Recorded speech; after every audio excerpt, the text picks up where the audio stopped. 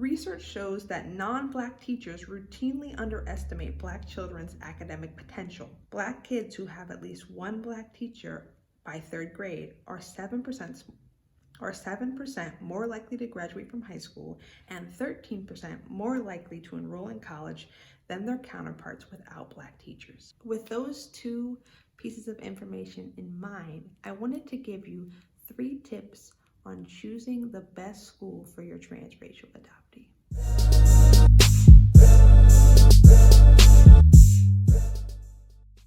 Hey TRA family, Hannah here, creator of Hey TRA. If this is your first time watching an episode of Hey TRA, welcome. I'm so happy you found me, and I hope that what you find here is meaningful to you in whichever way it may apply to you or your family. If you don't already, be sure to follow Hey TRA on almost all social media platforms. We have an account on Facebook, on Instagram, and on Twitter. I don't do all the young new stuff because I am too old for that. But yeah, those 3, you'll find me. And be sure to subscribe to my channel and hit that little bell so you get notifications when I release a new video. Hey TRA is a YouTube series intended for and created by TRAs, or transracial adoptees. If you don't already know, for some reason, a transracial adoptee is someone who is adopted or fostered by a person or family whose race is different than their own. This racial difference can make navigating racial identity much more challenging for transracial adoptees.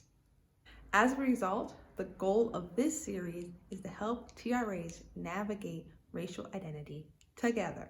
I release a new video every other Wednesday, except if you're on Patreon. That's right, for as little as $5 a month, you can gain access to 2 bonus episodes a month. That means you get an episode every Wednesday instead of every other Wednesday.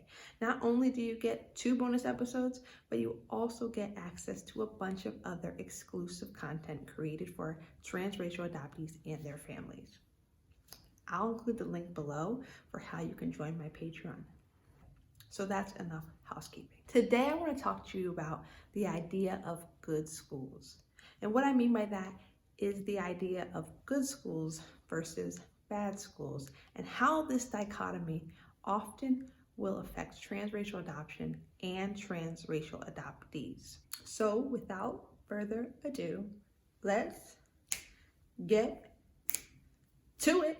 Okay, so all parents want to send their children to good schools. And even more so than that, because I know with the huge push in homeschooling, maybe you don't want to send your child to a school, but I can guarantee you that every parent wants their child to have a quality education. I don't personally homeschool my children, and I'm not necessarily against homeschooling. However, I have made the observation that a large motivator behind homeschooling for a number of parents seems to be fear. A number of parents are afraid of exposing their children to the other children who are in public schools. Maybe they have different views than you do, political views. Maybe they have a different religious view than you do. Maybe you're just afraid they're not being raised the same way that you're raising your children. And don't get me wrong, I get anxiety about those things too, sending my children to public schools. However, me and my husband felt personally convicted to do something that required more faith. It's no secret that me and my husband Brett are both Christians, and we raise our children under that belief system. And so we think that we're called to be salt and light in this world. And how can you be salt or light to the world when you keep it all in your house and don't actually take it out into the places where supposedly we need it the most? Also, by being so closed off and in your personal bubble, you might be missing out on a learning experience that might be valuable to your child. Now, again, I'm not necessarily against homeschooling at all, but I am about maybe being open to whatever personal convictions you might be feeling about you and about how to best raise your child, because that's something that I personally felt. Yeah, so we believe that we're called to be salt and light in this world, not salt and light in our own bubbles. People don't want to hear that though. If you can't say amen, say ouch. So backstory, why are you making this episode about schools, Hannah? I thought this was about transracial adoption and racial identity, and what does it have to do with this? But here's the context. Me and my husband Brett just bought our first home. Home owners. And in our home search, there was a huge discussion about what schools and what school district we were going to put our children in long term. And the reason why we bought a house in the location that we bought the house that we did is because we wanted to prioritize diversity for our children. Before moving to where we currently are, we were living in a town whose racial makeup I'd say was probably about 75% white, if not higher. And so it was important for us and for our children to have people in their schools that looked like them, staff members and faculty in their schools that looked like them. So that was a huge motivator for us to buy a house in the city that we bought our house in. So choosing a school for our children was really hard. Like I said, before moving here, we had Caleb temporarily going to a school within my parents' catchment area. And so basically what that means is he was just going to the school that the child would go to if he lived in that particular town. In that very short amount of time going to that not so diverse school district, we noticed Caleb making comments about his race that were overwhelmingly negative. Things like he didn't want to be called black. He didn't like that his hair was curly. One of his friends had a mohawk, and although you can cut your hair into a mohawk if you have like a kinkier texture hair, however, it won't look like the mohawks that his white peers had. So he was very much against having his curly hair. He said things about liking white girls. He said that he didn't want to be black. He's 5-6 years old, and in the very short year and a half of us being in the school district, he started making statements like that he had never made before. I mean, before we were in that town, we were in Philadelphia, which is super diverse, and his classrooms always looked like, you know, a melting pot of kids. And so it was alarming that in the very short time of being in a very conservative and white space, he had already started making comments that were very negative about his racial identity. So those comments, along with other personal convictions that we had already been feeling living in that town, we really felt led to prioritize diversity for where we lived and where our children went to school. And so I wanted to give you that context to understand the motivation for this particular school and home search, and then also kind of make the connection of why this is relevant and important to transracial adoptees. So if my child who's black, who has 2 black parents, is already feeling these negative things about his racial identity, even though we're doing all of these things to pour into him and to make him feel positive about his racial identity, if he's feeling these negative feelings towards himself, how much more might a transracial adoptee who doesn't have those 2 black parents feel negative about themselves if they have no racial mirrors in their school or in their community? So I want to title this episode, Choosing a Good School That Will Also Be Good to Your TRA, and introduce to you the idea that maybe good schools aren't always good for every student. So the term good school is often synonymous with white and wealthy. The reason why I say this is because, for example, I got my master's degree at Penn, the University of Pennsylvania. It's a member of the Ivy League. It's the oldest university in this nation. Unfortunately, it is where Donald Trump earned his degree. Barf. But when I tell people that I went to Penn, there is this like, wow, like you must be really smart because that is a really good school. And those good schools are so overwhelmingly white and so overwhelmingly filled with obscene amounts of privilege. So just like wealth and access and opportunity and yeah. So that's what I mean when I say good schools are often very much synonymous with whiteness and higher socioeconomic class. It's also no secret that so many schools in this country of ours are so incredibly segregated. I mean, you can easily, like in Philadelphia, and the neighborhood and the school in which I taught was 99% African American. How does that even happen? Like, how in a city that is about 50-50 people of color and white people, how are there schools that are 90% African American? Because they're still so incredibly segregated. So recently I read this article on quartz. I had actually never read an article on quartz, so I really don't know too much about this publication, but I really enjoyed the article and I felt like it was relevant to this topic of equality and equity in schools and the issues of good schools and how they may not be good for all students. So I just wanted to share with you a few statistics that this article pointed out, and then we'll discuss those. Rich Barnes, an anthropologist at Yale and the author of Raising the Race, Black Career Woman Redefine Marriage, Motherhood, and Community, says the term good school holds different meanings for some Black families. While white parents might be looking for schools that are mostly white and have high test scores, those same environments can actually hurt Black students. Research shows that non-Black teachers routinely underestimate Black children's academic potential. Black kids who have at least one Black teacher by third grade are 7% more likely to graduate from high school and 13% more likely to enroll in college than their counterparts without Black teachers. With those two pieces of information in mind, I wanted to give you 3 tips on choosing the best school for your transracial adoptee. This is a hard decision, and making the decision that's best for your personal transracial adoptee comes down to you as the parent. But it is incredibly important to consider how diversity and how race and identity is going to play a part in your child's educational experience. Some of the most difficult and racially stressful experiences I've ever had happened during my primary, secondary educational experience. So, 3 tips for finding a good school that's good for your transracial adoptee.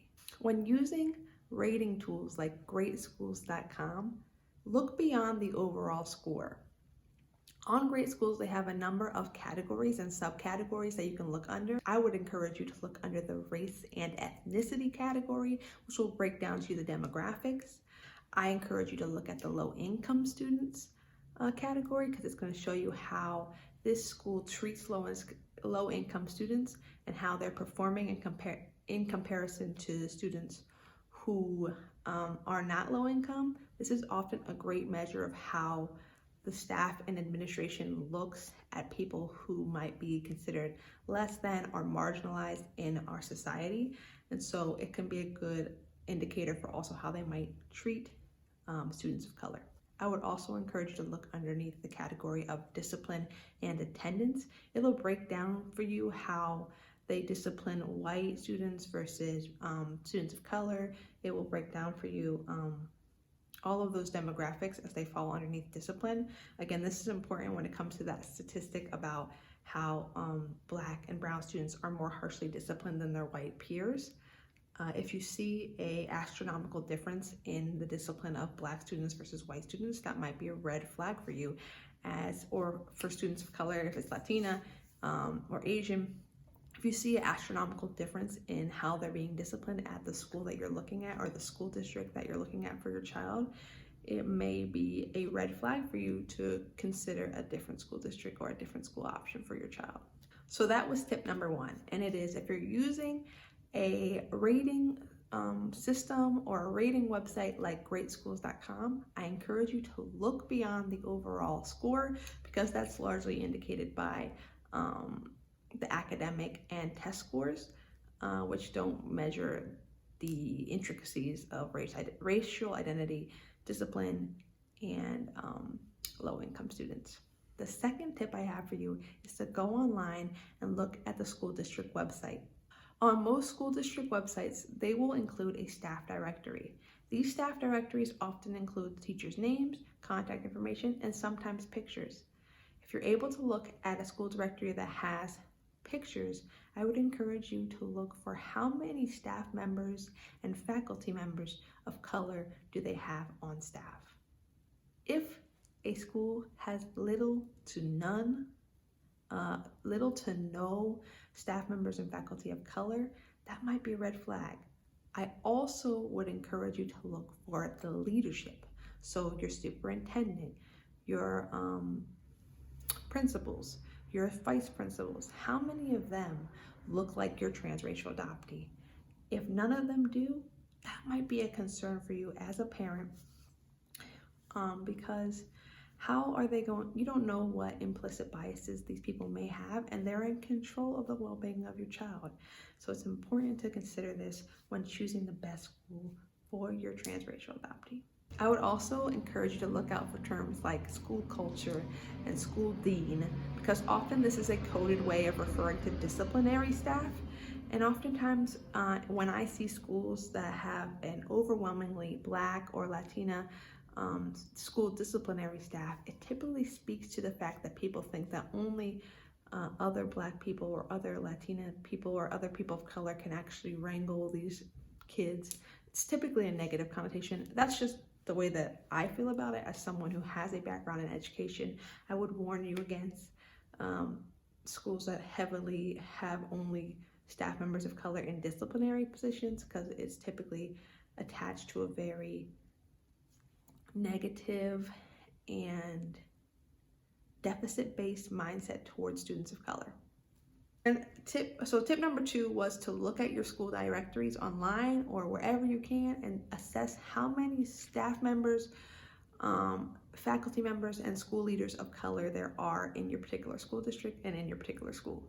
And number 3, and possibly the most important one, is to refer to your community about these things. Especially if possible, ask the students. Students are going to be so honest with you about whether or not they feel like they are in a welcoming environment for their racial identity. So if you have access to students, if you know somebody whose student goes to this school, especially if they're a student who looks like your transracial adoptee does, I would consider asking them, does this school make you feel comfortable? Does this school welcome you in a way that you would encourage other people who look like you to go to this school? Students from my experience, from teaching 9th graders, they are gonna tell you how they feel about things, whether you like what they say or not. So I would really encourage you to talk to the community if possible. If it's not possible for you to talk to if it is not possible that you could speak to a student, maybe you could speak to some parents, particularly parents, again, who have children who look like your transracial adoptee. Not just referring to what white parents say about how their white child is doing, because it may be an entirely different experience for how Black students are being treated at this school.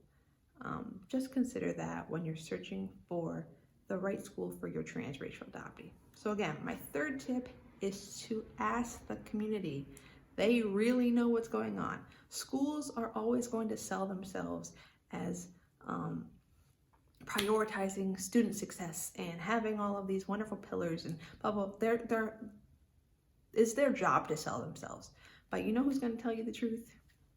The people who actually go to that school.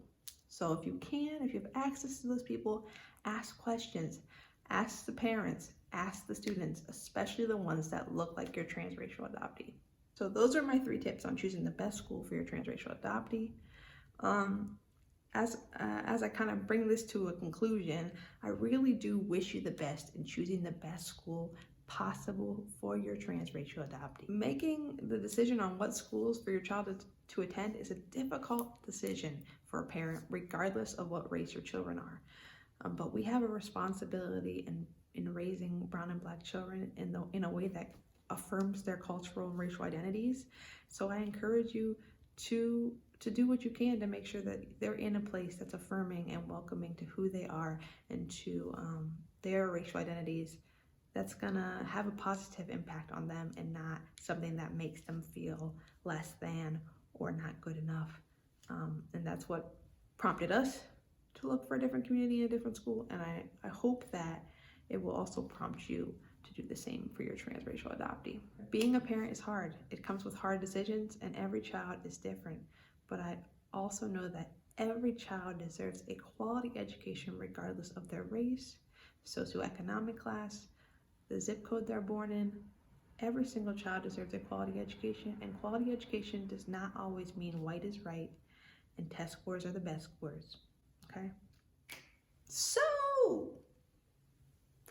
thank you for watching this episode of Hey TRA. I hope what you found here was meaningful to you as a transracial adoptee or as an adoptive or foster parent. Again, I release new videos every other Wednesday, except if you're on Patreon, then you're gonna get an episode every Wednesday, again, for $5 or less a month. You can go to patreon.com/HeyTRA, and you can have access to a bunch of other free exclusive content along with bonus episodes, 2 extra episodes every month.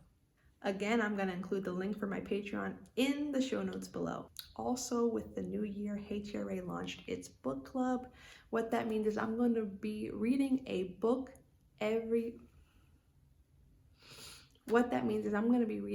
about race and identity every month this year, and I'll be discussing those books here on Hey TRA through my YouTube channel as well as on my Instagram. So if you're not already, follow my Instagram and all other social media accounts to stay on top of that. Additionally, per your request, I've started a Facebook group to discuss these books that we're reading together in a more intimate setting. You can find that Facebook group on Facebook by searching Hey TRA Book Club Babes and request to join. You'll have to answer 3 questions, and based on those questions, you will either be approved or not approved to join this group.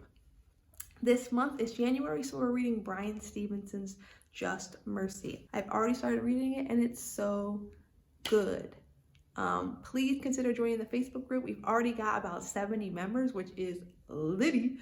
And so I'm so excited about that. And I'm really looking forward to discussing those in that particular group. So be sure to check it out. I'm going to put a link again in the show notes to that group if you are interested. So again, thanks for watching. Be sure to like this video, comment on this video, share this video, and subscribe to my channel, as well as follow Hey TRA on all social media networks. Until the other Wednesday, unless you're a patron, until the other Wednesday,